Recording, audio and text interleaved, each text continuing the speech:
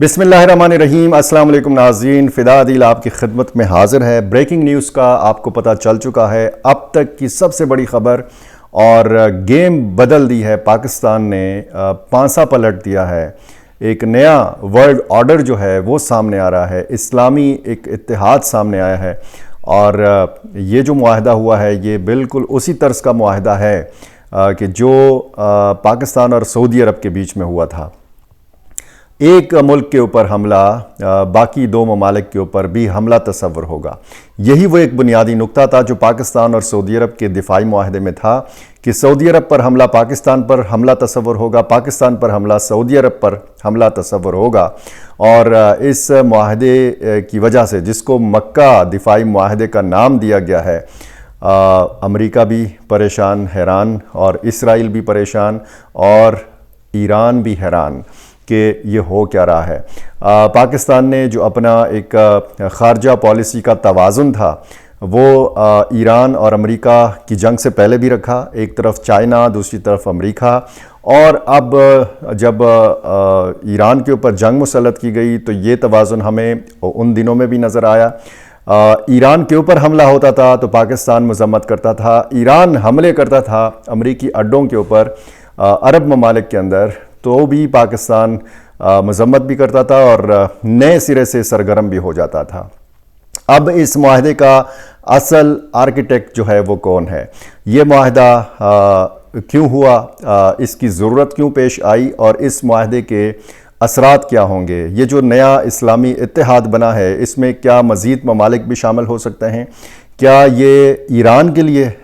یہ اتحاد یا یہ معاہدہ جو ہے یہ کسی نہ کسی حوالے سے خطرہ ہو سکتا ہے، یا اس کے لیے ایک بڑا پیغام ثابت ہو سکتا ہے؟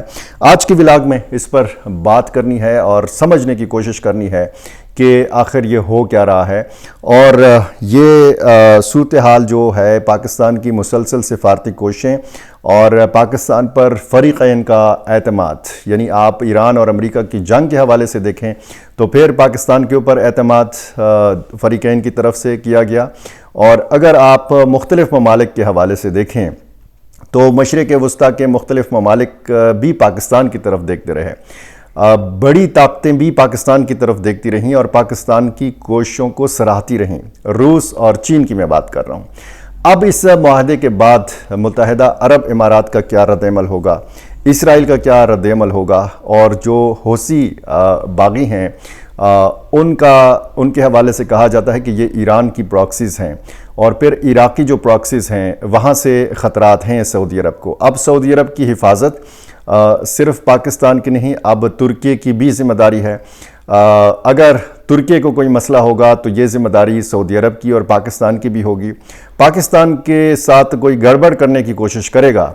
تو پھر فوری طور پر دیکھا جائے گا ترکی کی طرف بھی اور سعودی عرب کی طرف بھی، کیونکہ اس معاہدے پر جب دستخط ہوئے تو اس سے پہلے یہ اندازے لگائے جا رہے تھے کہ شاید یہ اس طریقے کا معاہدہ نہیں ہے جس طرز کا معاہدہ پاکستان اور سعودی عرب کے مابین ہوا ہے۔ کہتے ہیں کہ جی پاکستان کے پاس ایٹمی طاقت بھی ہے، اور اسی طرح جو دفاعی ٹیکنالوجی ہے وہ ترکی کے پاس بہت زیادہ ہے، اور سعودی عرب تیل کی دولت سے مالا مال ہے اور اس کے پاس پیسہ بھی بہت زیادہ ہے۔ تو یہ ایک نیا اتحاد جو ہے، ظاہر ہے کہ اس جنگ میں جو امریکہ نے ایران کے اوپر، اسرائیل نے ایران کے اوپر مسلط کی تھی،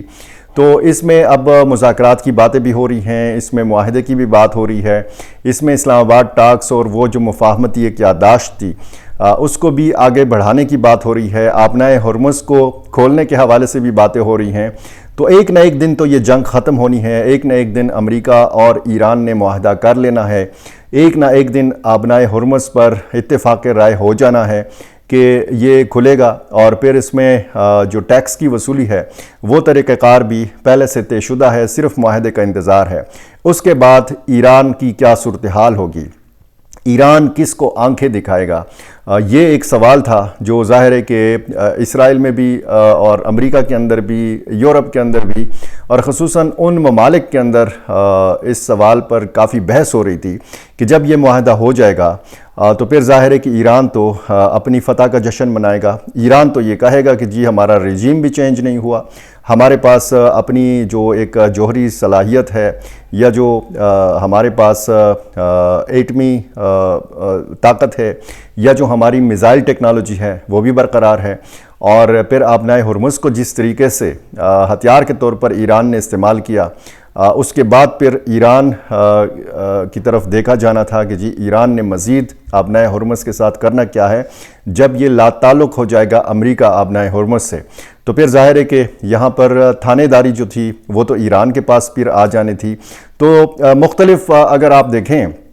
تو جیسے میں نے پاکستان کی خارجہ پالیسی کے توازن کا ذکر کیا ہے, ایک طرف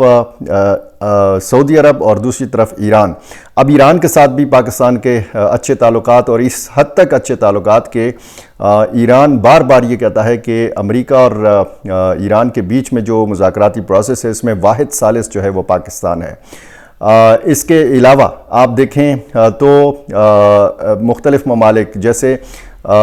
اسلامی ممالک ہوں یا غیر مسلم ممالک ہوں, انہوں نے بھی پاکستان کے کردار کی تعریف کی اور امریکہ نے بھی پاکستان کے کردار کی تعریف کی. اب اس چیز کا رد عمل اور اس چیز کو کیسے کس نظر سے دیکھے گی ہندوستان کی میڈیا, ہندوستان کی حکومت, اور وہاں سے کس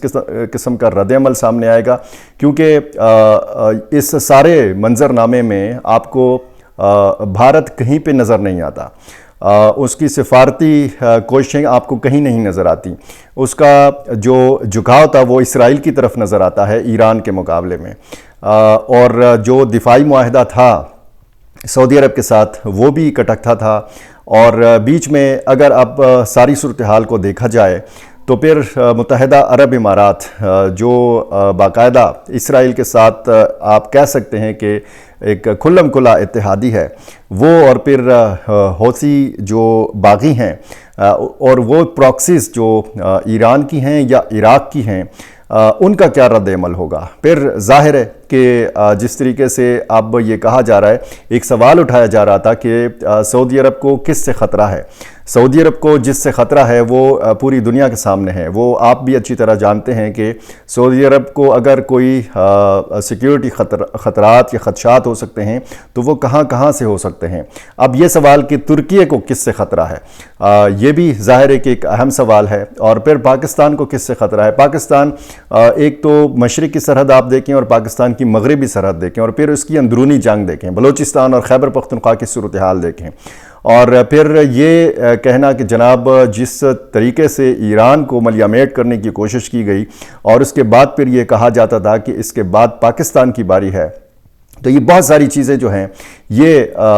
پاکستان کے پیش نظر تھیں. پاکستان نے جتنی بھی کوششیں کی, پاکستان نے جتنی بھی سفارتی کوششیں کی, اس میں پاکستان کی سلامتی کو سر فہرست رکھا گیا. فیلڈ مارشل سید عاصم منیر یہ امریکہ کے ساتھ اور امریکی صدر ڈونلڈ ٹرمپ کے ساتھ قریبی ان کے رابطے, اور پھر ایرانی قیادت کے ساتھ ان کے قریبی رابطے, اور پھر ان کی آنیاں جانیاں سعودی عرب کے ساتھ, یہ بنیادی ایک آرکیٹیکٹ کا کردار اس مکہ دفاعی معاہدے میں جو کردار ادا کیا ہے وہ فیلڈ مارشل سید عاصم منیر کا ہے. اور ظاہر ہے کہ پاکستان کی قیادت وزیر اعظم محمد شہباز شریف کے پاس ہے, تو ظاہر ہے کہ جب بھی یہ دونوں رہنما ایک ساتھ بیرون ملک گئے ہیں تو کوئی نہ کوئی بڑی خبر آئی ہے, کوئی نہ کوئی بریکنگ نیوز آئی ہے. اور اس سارے منظرنامے میں آپ مشرق وسطیٰ کی موجودہ صورتحال دیکھیں, آپ امریکہ اور ایران کی جنگ کے تناظر میں بات کریں, آپ اسرائیل کے مظالم کے حوالے سے بات کریں, تو یہ بہت سارے حوالوں سے آپ اس معاہدے کو انتہائی اہمیت کا حامل قرار دے سکتے ہیں. یہ جو معاہدہ ہوا ہے یہ پاکستان کے دفتر خارجہ نے باقاعدہ اس کا اعلان کیا ہے کہ جدہ میں پاکستان, سعودی عرب اور ترکیہ نے مشترکہ دفاعی منصوبے پر دستخط کر دیے ہیں. اور پاکستانی دفتر خارجہ نے بیان میں بتایا ہے کہ شاہ سلمان کی دعوت پر ترکیے کے صدر رجب اردوان اور پاکستان کے وزیر اعظم محمد شہباز شریف نے 7 اگست 2026 کو مملکت سعودی عرب کا دورہ کیا. بیان میں مزید کہا گیا ہے کہ سعودی عرب کے ولی عہد اور وزیر اعظم شہزادہ محمد بن سلمان بن عبدالعزیز آل سعود نے مکہ مکرمہ کے قصر الصفا میں جمہوریہ ترکی کے صدر اور اسلامی جمہوریہ پاکستان کے وزیر اعظم کا استقبال کیا، جہاں مکہ مکرمہ مشترکہ دفاعی سربراہی اجلاس منعقد ہوا۔ اجلاس کے دوران سعودی عرب، ترکی اور پاکستان کے درمیان